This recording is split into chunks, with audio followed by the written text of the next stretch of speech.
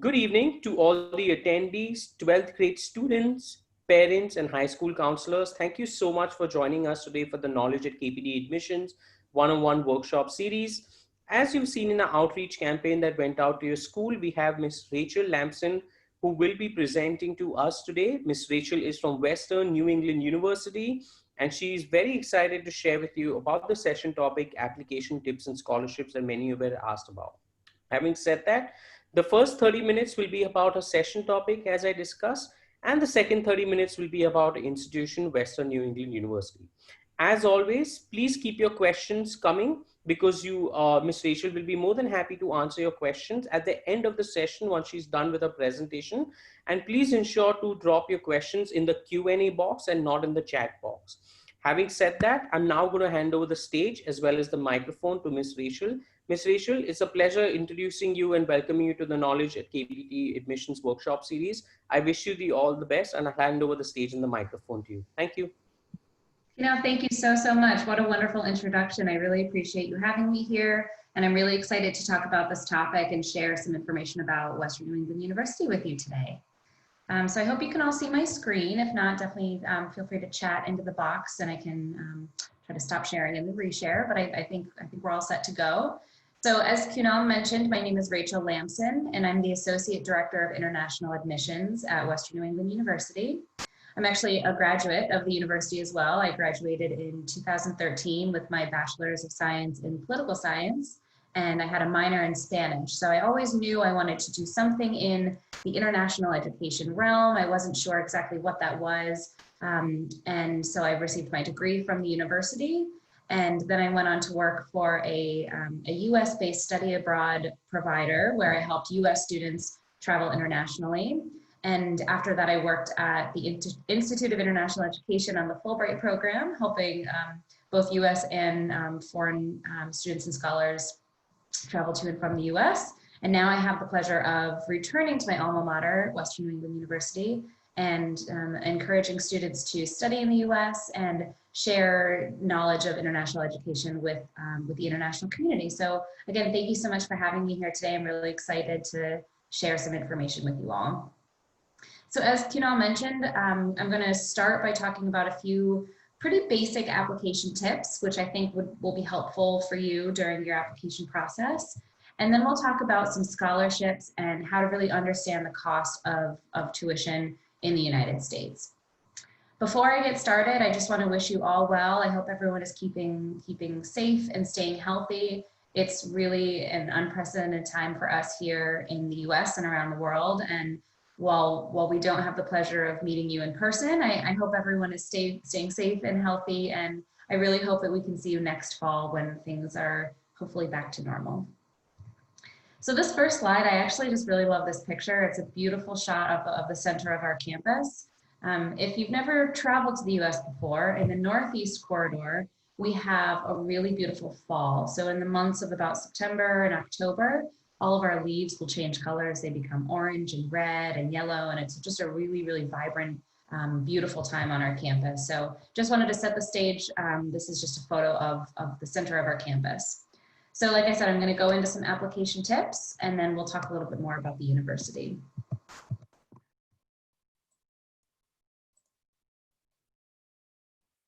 All right, so I always tell students the very first thing that you should do, even before you sit down to apply for the university, is really ask yourself why you're applying to that particular institution. Is it because of the academic program? Is it the reputation? Is it the class sizes? Maybe it's the geographic location if you have family in that state. So really ask yourself why this institution? For example, when I applied to Western New England University, I lived about 3,000 miles away from the school. I lived in Washington State, and the university is in Massachusetts State. So I really looked at, I wanted a school that had small class sizes. I was looking for a really strong political science program, and the geographic location was really important to me. I wanted to be close enough to Boston and New York, but outside of those cities so that the cost of living would be a little bit lower. So once you figured out why you're wanting to apply for that institution, showcase that in your application. There will be opportunities for you to share more about, your interests in your personal statement, perhaps in your letter of recommendations. If there's other required documents, you can definitely showcase that while you're applying. This one might be pretty obvious, but I always like to remind students you should carefully review the application requirements. We have a lot of students who will reach out and say, oh, are my transcripts really required? And I always refer them back to the website and I say, this is our checklist and these are the required documents. So required means required. If you have any documents that aren't on a required list, for example, a resume is a really good example of this. So students don't necessarily have to submit a resume or a CV, showcasing their work experience. But if you're applying for, for a business program and you really want to be considered for, let's say, a leadership position on campus because you think you have really strong business experience, then you can definitely submit your resume. Just because a document isn't on the required list doesn't mean that you shouldn't submit it. You could also submit things like, if you're applying for an art program, you can submit a portfolio of your art. Let's see what else. If you have maybe a really strong letter of recommendation from someone who, maybe speaks to your work ethic versus your academic ethic, you can always submit that. So just definitely review the application requirements, but feel free to have some flexibility when you're submitting those documents. Of course, you should know your deadlines. Again, definitely check the website. So there should always be deadlines on the institution's websites. There are certain deadlines that you should be aware of. So the application deadline is probably the most important. So research the website and see when is the very last day that I can apply. And then I always tell students, give yourself a few months before then. So even if the application isn't due until August 1st, try to have everything in by, June or July, just so that you can give yourself some time in case, if the admissions counselor comes back and says, excuse me, we've reviewed your application, but we would like some more information. Then you have some extra time to go back and collect that extra information. So always try to submit your application a few months in advance. If you need an extension, most of the time that's completely understandable, especially now with COVID-19. We know a lot of test centers are closed, a lot of the schools are closed. And so a lot of students have been reaching out to us saying, listen, my school can't get me my transcript until October 1st. Is that okay? And we've been very flexible, and I know a lot of other universities have been flexible as well. And there's no harm in asking. The worst that an admissions counselor can say is no, this is our concrete deadline. But like I said, that's very rare. I think students should know that counselors are being very flexible in this time. This last tip before I go on to the next slide, if you're applying to multiple institutions, for example, Western New England University, maybe Boston University, Seattle University, make sure that you change the name on your personal statement and your letter of recommendation. So what I mean by this is when you're writing your statement of purpose, and you say, I'm really excited to join Western New England University because of X, Y, and Z.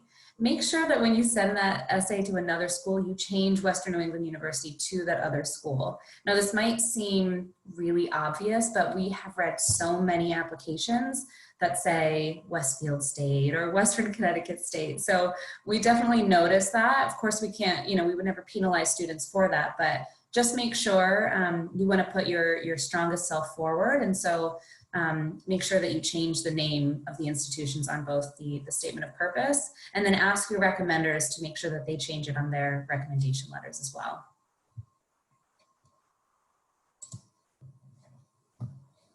So a few other application tips. Carefully consider your recommenders. So most schools will require maybe 1 or 2 letters of recommendation. And these typically are from either a guidance counselor at your high school. It can be from an agency that you're working with, maybe someone that you've worked with who can speak to your work ability. But really make sure that you consider what is my relationship with this person and how do they really know me? So is this someone who has seen my academic ability and can really speak to why I'm a good fit for this university, especially internationally? once you've decided who your recommenders are, it's always nice to, carefully reach out to them and ask them if they'll be your recommender before you send them a link or anything. Most of the time, people are very flattered when you ask them to be a recommendation. So, people are usually really happy to do that. Another tip is to get in touch with alumni or current students. A lot of institutions will have current students or alumni who are easily accessible. So if you're looking on a website and you can't find information on current students or alumni to reach out to, you can always ask the admissions office. We're more than happy to say, oh yes, you're interested in sports management. Well, here's a student who is a current junior and they're studying sports management, so they can definitely tell you more about the program and about life on campus. We have actually about 12 student ambassadors on our campus, and their sole job is to reach out to interested students, provide campus tours or provide virtual tours. So they're really kind of our champions for sharing more about the institution with other students. So again, no harm in asking. I think alumni are a really good resource too, because if you want to know, for example, what is life like after I attend this university? What are the job opportunities? What is there to do in the area? Which programs are good for grad school? Alumni are really good resources to tap into. You can always ask for a fee waiver code enrolling admission.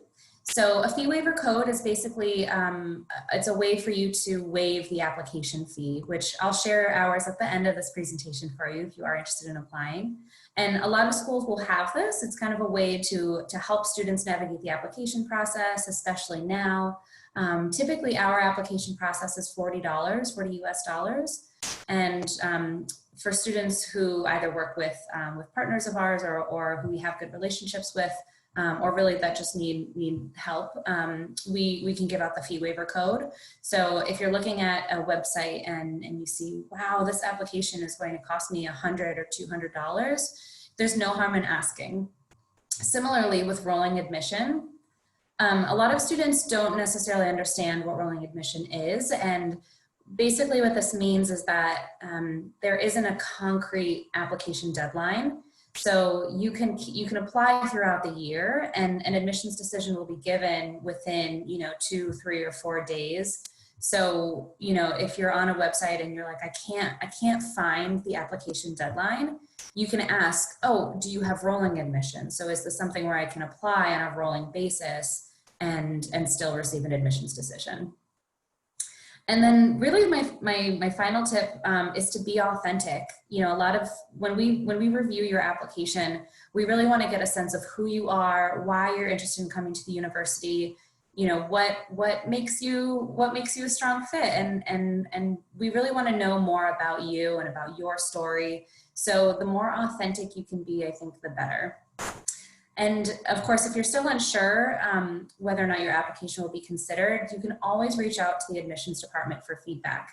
Our sole job is to help move students through the application process and make sure that they're a good fit for the university, and that once they're accepted, that they're prepared to join the university. So we talk with students all day long. We review applications all day long. So there are no silly questions. You can always reach out, and if for some reason your application, say you did not receive an admissions decision or you didn't receive admission to the university, you can always ask the admissions department, what was it about my application that that made me not admissible? Is there something that I can do next time to be a better fit? Or do you have any tips for me on how I can strengthen my application? Most times people will be really willing to help. Okay, so those are some tips. I'm going to move on to talking about the cost. Oh, before I do that, I actually just wanted to show you a sample application checklist. So this is our checklist. So just wanted to kind of walk through this to show you a quick sample, given all of the tips. So when you do apply, at least to Western New England University, you submit an online application, and that's standard for every institution actually. You submit an online application. For bachelor's programs, you'll always submit your official secondary school transcripts. For Western New England University, we typically look for a 2.5 out of a 4.0 on the GPA scale. 3.0 for our master's programs. But because a lot of schools are closed right now, or maybe mail is delayed, we are accepting scans. So you can send us in a digital copy, and I know a lot of other institutions are accepting that as well. The proof of English proficiency, again, this will always be required at every institution. We typically will look for a minimum 79 in the Toefl exam or 6.0 on the Ielts exam. Now you'll notice a little asterisk, and I have a note at the bottom that there are a lot of other ways of meeting the English proficiency requirement. I know a lot of the testing centers are closed right now, the Ielts testing centers. So we've added Duolingo as an option for submitting proof of English proficiency scores. And Duolingo is a completely online app-based program. So you can do it from your phone. And then at the end, when you've received your score, it's just a simple screenshot that we can access on their dashboard. And that can count as your proof of English proficiency. There are a few other ways as well. We have other online-based programs that we partner with, PTE and STEP and the ICANN. So definitely check out the website if you're unsure about other ways to meet that requirement. As I mentioned, a personal statement is typically required for all institutions. Now the SAT or the ACT, for Western New England University, these are optional, so you do not need to submit these scores. It will vary for other institutions, so again, check that required application checklist. For graduate programs, we'll also require recommendation letters, your resume, GMAT or GRE score, and then after you've been admitted, all institutions will require a bank letter and an affidavit of support. And this is actually a US government requirement. This is so that institutions can verify that students have the sufficient funding for their education. Excuse me. Okay, so I want to talk about cost and scholarships. So when you're looking at a university and you've chosen the program, you say, yes, I want to go to this school, I want this program, this is a perfect fit for me. Of course, you're going to want to look at the cost. Now, a lot of times this will actually take some research. So when you're on the websites, make sure you understand what the cost is and how it's broken down. So typically there's a tuition, there's room and board, which is accommodation, and then additional fees. And the additional fees can be a mandatory health insurance, books, personal expenses, just general living expenses. So even if you see, a number on a university website, make sure that okay, what's the breakdown of this? Is this just tuition? Is this just accommodation? Are the fees included in this? So definitely make sure you ask so that you understand the entire cost of the program. The unfortunate news is that there are actually very few schools in the US that offer 100% fully funded scholarships for undergraduate students. Now there of course are exceptions, and we'll talk about some scholarships as well, but just know that we have a lot of students who will ask, well, how can I get a fully funded scholarship for my undergraduate program? For us, international students typically receive about 50% of their tuition covered in scholarships, which is pretty significant. But definitely keep in mind that there are few schools who offer the 100% funding for education. And as I mentioned, students will have to submit their bank letter and their affidavit of support. And the reason that we need this is because the US government requires institutions to verify that students have sufficient funding, so that we can issue you the Form I-20. It's an actual question on the Form I-20, which is what you use to apply for your student visa, which says, does the student have sufficient funding to finance their education, yes or no?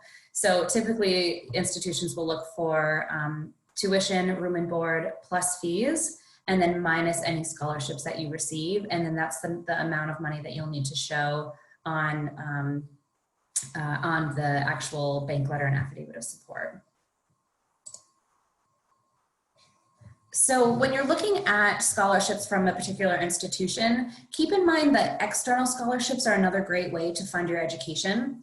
So if a school offers, a merit scholarship and maybe a leadership grant or a volunteer scholarship, those can most of the time be stacked. And then, as I mentioned, keep in mind that there's external scholarships that you can also apply for. So I'll go into our scholarships a little bit later, but I wanted to list some of the common scholarships and grants that we see from international students. So the Fulbright Student Scholarship Program, this is actually for graduate school, and it's for students, for international students who are applying for grad school in the US. And it's a pretty rigorous application process. However, this does, if you're awarded, it does cover the entire cost of your graduate program. Unfortunately, it's not for undergraduate programs, but if you wanted to continue your education in the US, definitely consider the Fulbright program for graduate programs. The other really popular one is called ECA. It's the Department of State Bureau of Educational and Cultural Affairs. Now, they really oversee a lot of the exchange programs in the US, and one of the most commonly known organizations is Education USA, and they're run through ECA. There's also the Mandela Washington Fellowship, Education USA, as I mentioned. A great option is to contact your local embassy or consulate in India. There may be, government scholarships, which they're awarding to certain students. And then also your Ministry of Education, that can also be a really good resource.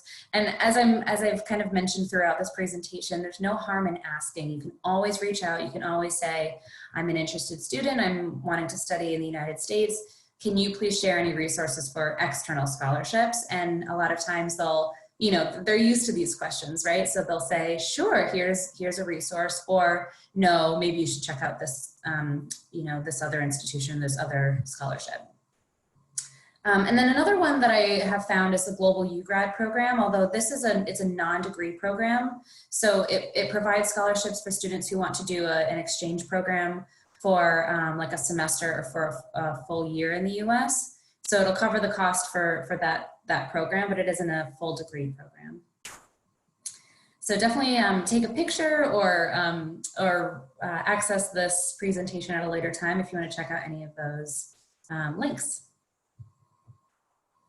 Okay, so I'm about at 25 minutes. So quickly, I'll just tell you a little bit more about Western New England University, and then I'll get to the Q&A, and I can see however I can help from there. So if you're not familiar with the university, we're located in Springfield, Massachusetts, which on this map you can see it's about an hour and a half outside of Boston.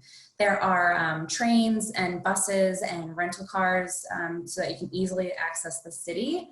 What I really love about this location, and it's actually a big reason I chose the school, is that it's close enough to Boston and New York that, I could travel into the city, by train. I wake up at 8, I take the train into the city, and I'm in Boston by before 10 o'clock. New York City is about 2.5 to 3 hours away by driving.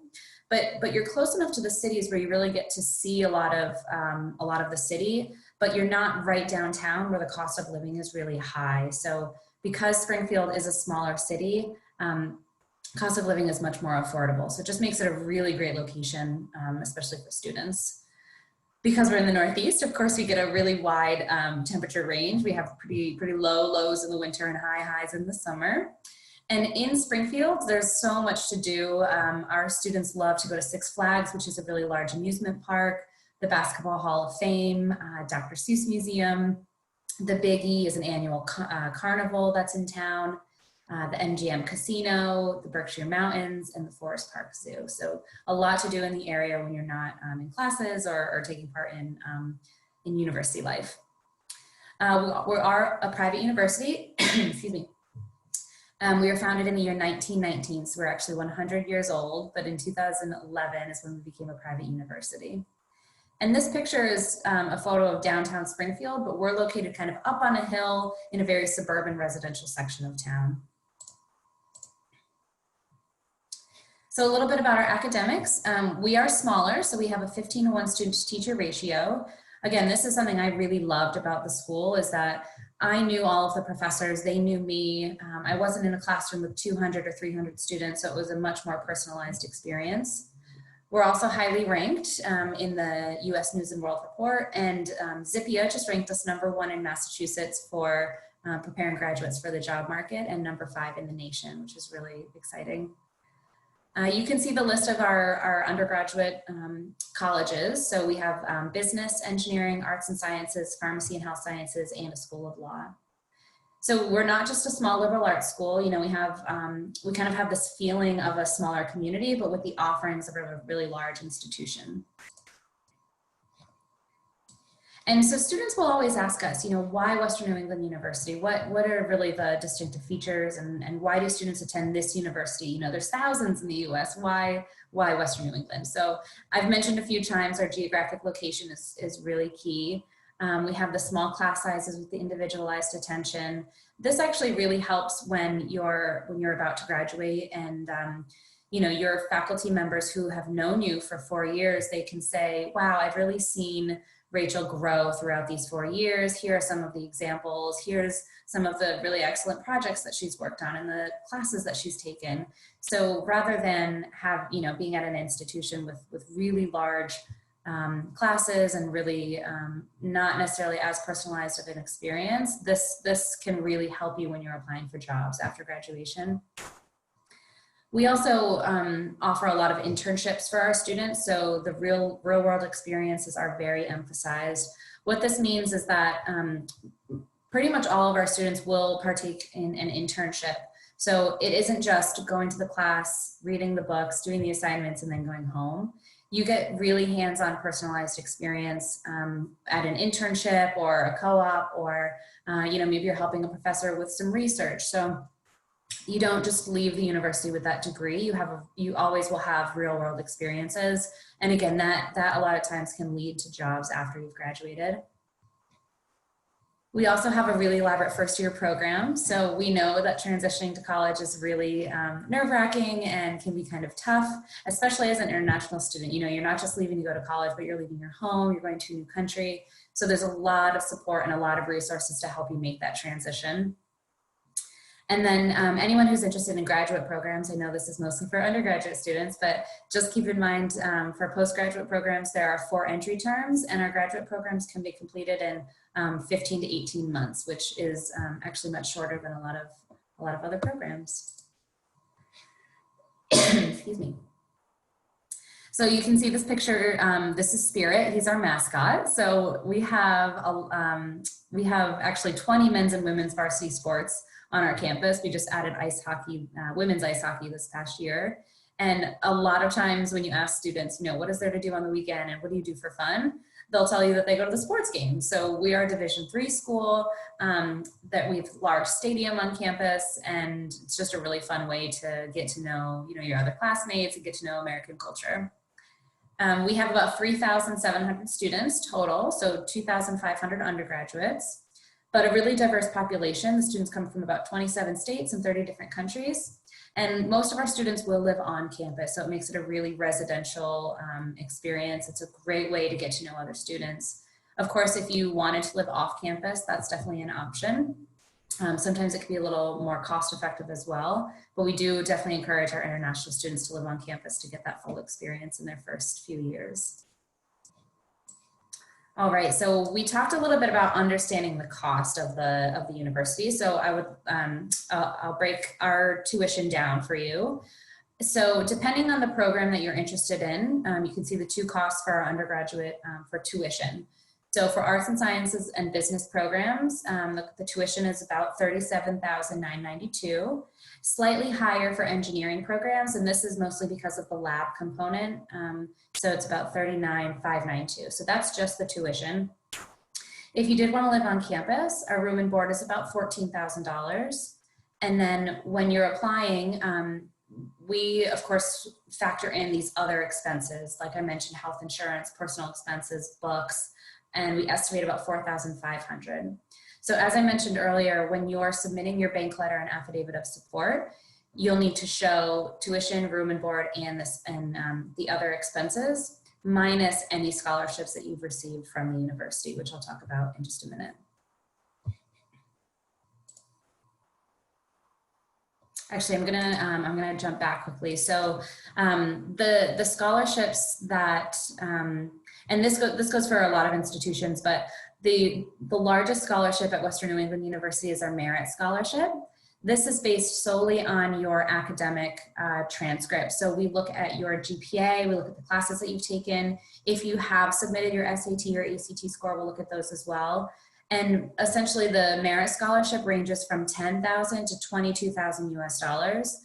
And as I mentioned, it will vary based on your grade. So if you're looking at this cost, students are eligible to receive up to $22,000 in merit scholarship, which is pretty significant.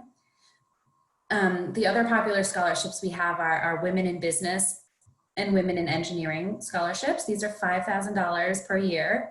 And it's there's no application required for this. It's very simple. If you're a woman and you're studying business or engineering, it's an automatic tuition reduction for you.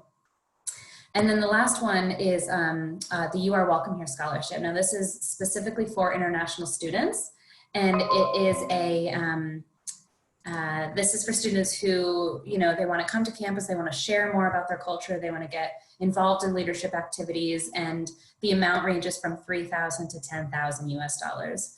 So if you're already starting to do the math, you can see these scholarships rack up really quickly.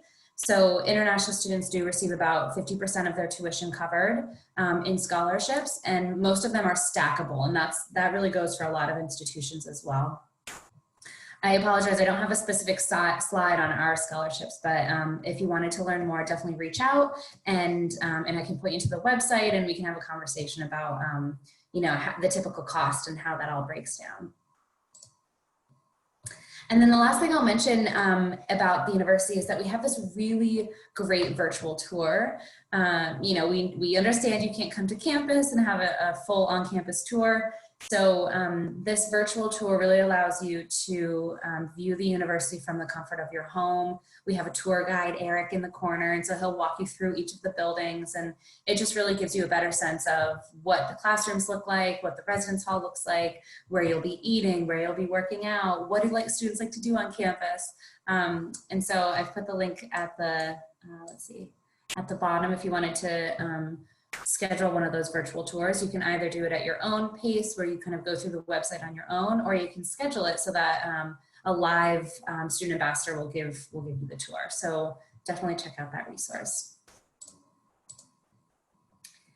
Okay, so that's all the information that I had to share today. I hope that you enjoyed the presentation. I do see a lot of questions coming in the Q&A box. So Kunal, do you want me to go through those? Absolutely, yeah, that's fine. We still have about 25 minutes, so you can go ahead and answer these questions. Great, okay, wonderful, good. So before I do that, I just wanted to put my contact information up on the screen. So any questions at all, either about the university or just about higher education in the United States, I'm always happy to help. My email is there, and that's our WhatsApp account, so you can definitely send a WhatsApp message, call me anytime. I'm always happy to help, so please let me know if you have questions.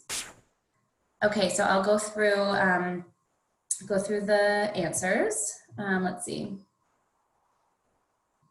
Yes, so Amrita, as I mentioned, we do accept Duolingo. I would say that most institutions in the US, especially now, have been accepting Duolingo. You can definitely ask once you're applying, but for Western New England University anyway, we do accept the Duolingo test. And again, it's an online app-based program.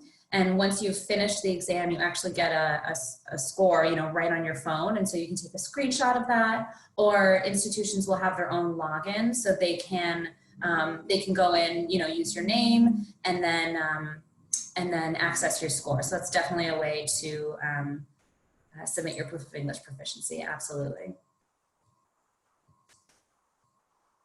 So Tanvi had a question about letters of recommendation. Who should we ask? Principals, counselors, sport coaches, etc. This is completely up to you. It doesn't necessarily have to be one person or the other. We see a lot of students submit recommendation letters from their guidance counselors, so someone who has been working with them, who knows why they're applying to the institution. If you don't have a guidance counselor, or maybe not a close relationship with them, a teacher is a really good option too. Someone who you've been in class with, maybe they've seen projects that you've done, or they've seen your leadership ability. It can definitely be a teacher. And then sport coaches, actually, that's another really common one as well. So it's really up to you. I always say, it's, you know, try to find someone who really knows you, who really can speak to your ability, who can say, here are all the reasons I recommend this student for this university. So it can be a lot of different people. It doesn't have to be just one.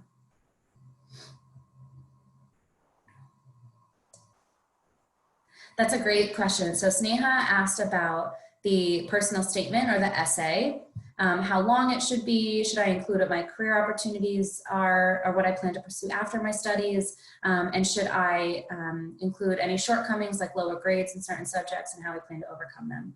So yes, absolutely, Sneha, that's a great question.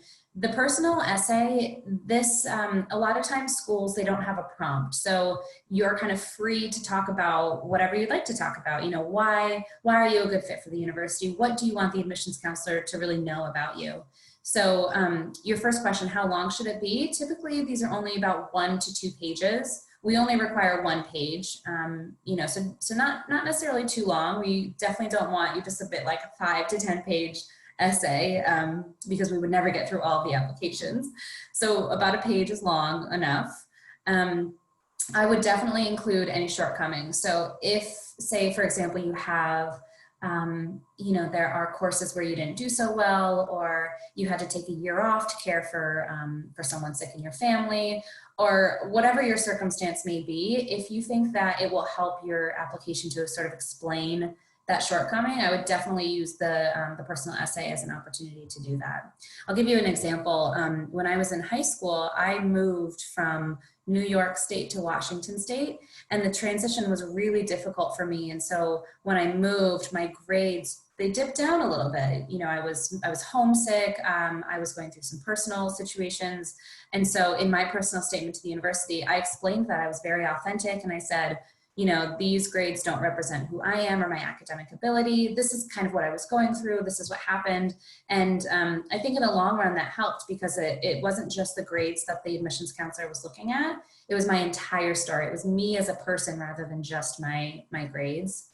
And then Sneha, your last question, should I include which career opportunities I plan to pursue after my studies?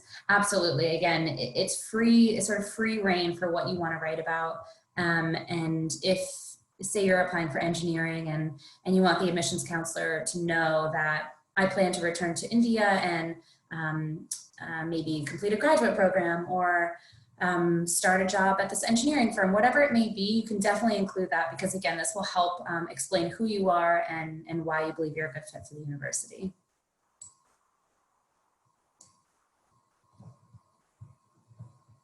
Oh, Shrey, that's a great question. So this is, Shrey's question is about health insurance. I've heard health insurance is very expensive in the US. Will universities permit international students to have their own health insurance plan and waive off the university insurance? So this will vary greatly by the university. At Western New England University, you can certainly waive the insurance plan if you have your own. But again, this actually has to do a lot more with state requirements than university requirements. Some states will require you to have insurance through the university. Others, you can certainly waive the insurance. So I would say just check with the university just to see what their policy is. But there are certainly some opportunities where you can waive it. And you know, when you're understanding cost, if that is if cost is a major concern, that's actually a really great way to get the cost down by waiving the insurance. So definitely ask once you're applying. Okay, Rudy had a great question about the difference between scholarships and financial aid, and would both be applicable to international freshman students. So scholarships are typically money that is given directly to the student, and you don't need to pay them back. It's kind of like a, it's a grant. It's saying, because of your academic ability or because of your leadership ability, you know, the university is giving you this scholarship. You know, here's a way for you to reduce the tuition fee, and it's sort of yours to keep. You don't have to repay it. It's just a scholarship. With financial aid, most of the time, this is either a loan or some other aid where the student will be responsible for repaying it. So a lot of times, if you receive a loan through like a bank in your home country or your local government, they'll say, after you've graduated or 2 years after you've graduated, you'll need to repay this amount. It's sort of we're giving you this loan to pay for your education, but you'll have to pay it back sometime. Now in the US, we have FAFSA, which is it's US based financial aid, although international students don't qualify to receive this aid. So most of the financial aid will either come from your home country or like a bank or a loan servicing provider in your home country. And then the other word to look out for is grants. A lot of schools will offer grants, and essentially these are the same as scholarships, they just phrase it differently. So when you're looking for funding, definitely make sure to look for scholarships and grants. So Minal asked about which bachelor's, master's, dual programs we offer. And there's actually quite a few, Minal. We have dual programs in business and in engineering. And there's a few really unique ones, like you can, in just 5 years, a dual program offers you the opportunity to receive your bachelor's and master's degree. So typically in the US, a bachelor's degree is 4 years and a master's degree is 2 years. And with dual programs, you receive both programs in just 5 years. So it kind of reduces the amount of time you're in school and it reduces the cost, of course. So like I mentioned, we have them in the College of Business. For example, you can receive your Bachelor of Science in Business Administration and an MBA all within 5 years. In engineering, in sports management, there's some other unique ones like accounting or engineering management. So yeah, engineering and business are the two colleges where we offer the dual programs. Great question. Excuse me. So Krishna asked about academic support. Sometimes it's difficult to understand the classroom learning. What kind of academic support will I receive as an undergraduate student at the university? It's a really great question. There are so many ways in which the university will support students. So we actually have a really unique advising model. It's called the 4U advising model. And essentially every student will receive 4 advisors. This might seem like a lot, but I'll explain sort of the differences. So every student has an academic advisor. This is the person who is simply helping them to plan out their academic career, who will help them register for classes. Say you're not enjoying a class, they'll help you switch out of that class. So the academic advisor is simply there to help you with your academics. You have a career advisor, and this one's pretty straightforward. They help you with applying for jobs or internships, looking at your resume and your cover letter, helping you research companies to apply for, etc. A peer advisor, and this is typically an upperclassman, so either a junior or a senior, and they're really there as your, they're your peer. So they're a current student and they've been in your shoes. They were a freshman years ago, and so they know what it's like to be transitioning to college, learning in a new style. So they're really your support system for what the student life will be like. And then finally, you'll have a faculty advisor. So say you're studying in the College of Business, this will be one of the business professors, and they're there to help you really, they're the expert in the subject. So they can really help talk you through which career opportunities are going to be good after graduation, which courses you should take, maybe which classes will be better for your personality style. So all to say, Krishna, there's so much support. Every student will receive 4 advisors, and other resources on campus. We have a math center, a science center, and a writing center. And those, pretty straightforward. They help you in those subjects if you need a little extra support. Excuse me. So Amrita has a question about the application process for scholarships. So does the university require a separate application for admission and scholarship? This actually kind of depends. So in general, universities will just require 1 application for admission, and then based on your application, you'll qualify for certain scholarships. This is how it is for our merit scholarship, the Women in Engineering, and the Women in Business scholarship, which means you don't have to do a separate application. Once we review your application, we'll look at your grades, and then we'll look at the program that you're applying for, and then the scholarship will be automatically applied. On the other hand, there are certain scholarships that do require a separate application, like the You Are Welcome Here and the leadership grant. So these ones are a little bit more rigorous and competitive. And so you will have to submit either, you know, an essay or another supporting document to explain why you want to be considered for that scholarship. So I think in general, Amrita, is it really varies by the school, but most of the time, some of the scholarships will just be automatic.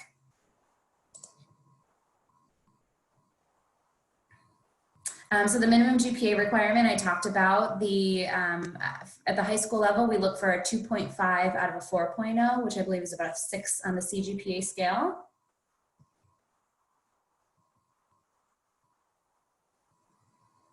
Great. Avani wants to know about our current international students and the majors that they're pursuing. If you'll just excuse me for 1 second, I have to turn off this chat that I'm a part of because it keeps making all these noises. Okay, great. All right, so Vani, back to your question. We have about 100 international students on our campus right now. Each year we have about 30 to 40 incoming international students, and then of course others will graduate. And typically our students come from India, you know, Kuwait, China, the Middle East. We have a few from Latin America and Canada. So really all over the world. We don't have students just from one particular country. And the majors are really diverse. You know, we have right now anyway, some of the students I'm working with, they're interested in information technology, criminal justice, sports management, communication, business management, political science. There's really a wide range. We also have an International Student Services office on campus. And of course, the International Student Services Coordinator, you know, they'll plan events, they really help you through the transition. So really, I guess you have the 4 advisors plus your International Student Coordinator. So that's 5 people there to support you. So yeah, we really make sure that our international students are fully supported, that they feel welcome at the university. And then there's a lot of opportunities for students. You know, if you want to get really ingrained in the American culture, you know, there's clubs and organizations and so many things that you can join to be a part of. And then we also have international student specific events. So if you're really looking for that international community, we offer that as well.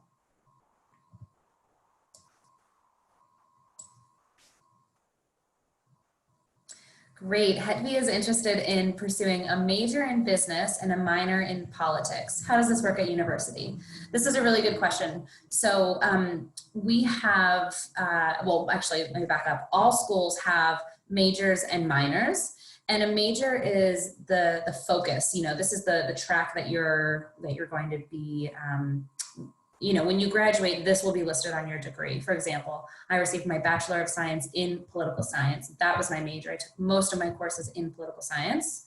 And then minors are programs that you can add on. So that it can be in a different college, it can be a completely different topic.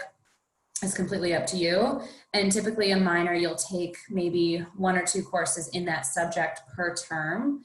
So again, my minor was Spanish. And so it's sort of this extra, the extra academics that I took on top of the political science curriculum.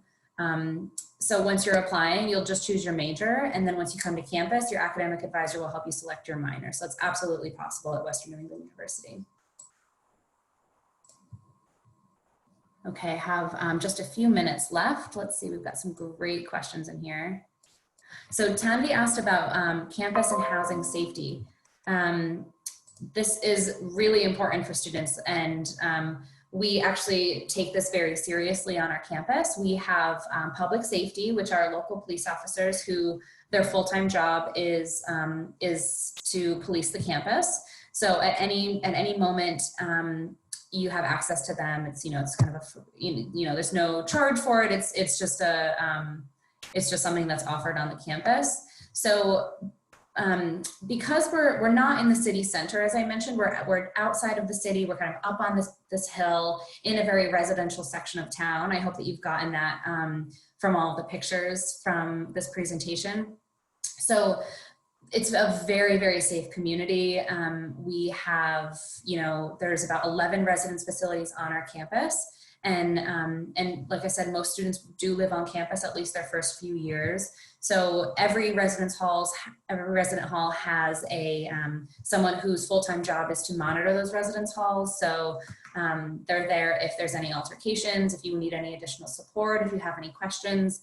Another great thing about the university, and you may have heard this from other universities too, there are these boxes on our campus, and they're scattered all throughout campus, and they're basically these tall boxes where if you're walking home, say you're walking from class to your residence hall, or you're walking home from work, or it's just late at night and you feel unsafe at any point, you can actually walk up to this tower or this box, and there's this big blue button, and as soon as you press that button, it alerts the public safety, and you know, they'll see your location, and they can come and help in whatever is going on. So it just is an extra, you know, it's an added sense of security there. So very, very safe. I lived there for many years, and it's just a really safe and welcoming community.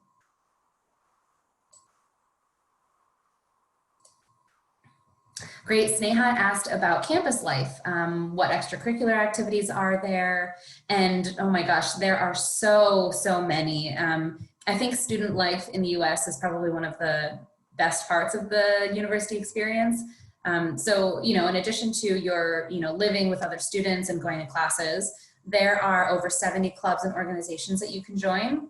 Say you're interested in music, art, business, oh my gosh, there's so many, foreign languages, I'm just thinking of my own personal experience, Model UN, there's an international club. So any interest that you have, you can join a club or organization who has students that are also interested in that topic. And every year there are activities expos at the beginning of each semester where students can go into this big auditorium and they can learn about these clubs and organizations and sign up to participate. So there's definitely a lot to do on campus. The other thing, as I mentioned, is the sports. You know, we're a really big sports school. Students love going to these sporting events. In the fall and in the spring, there's a lot of sports to go to, American football, soccer, lacrosse. Even if you don't know anything about the sport, it's still fun to go and cheer on the Golden Bears. And it's just a really great campus life.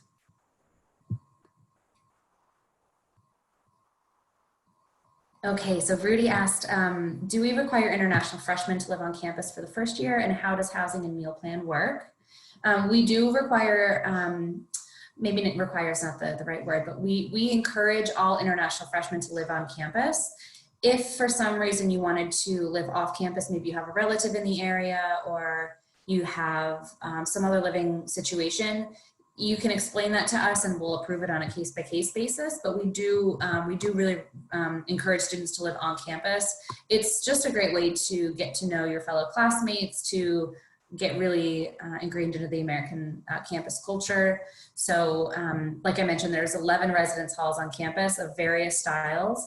We have dorm style, which is typically where students will just live in one dorm room with another student, all the way up to apartment style suites where you'll typically live with 6 students and each student will have either their own room or a shared room and a shared common space. And then the meal plan, especially for international freshman students, this is included. So you'll have room and board, which is the housing and the meal plan. So we have a really large dining hall on campus, and students will basically have an ID card, and any meal, they can just go into the dining hall, use their ID card, and it's kind of an unlimited buffet for students. Oh, great question, Krishna. What would be the closest international airport for incoming students? So there's 2. The first one is Boston Logan Airport. Like I said, it's about an hour and a half away. So it is a little bit farther, but it's definitely the largest international airport in terms of location to campus. And then the other one is actually the Bradley International Airport, and this is in Hartford, Connecticut. It's only about 30-40 minutes away. So both options, but I definitely think most students fly into Boston.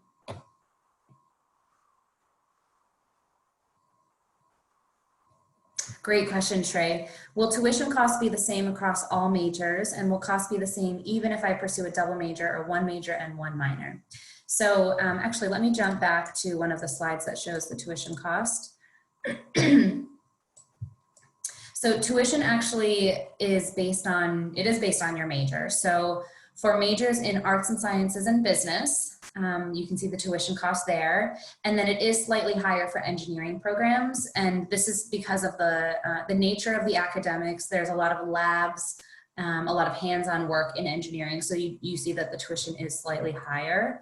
If you were to pursue a double major or a major and a minor, there's no difference in cost. It would be exactly the same.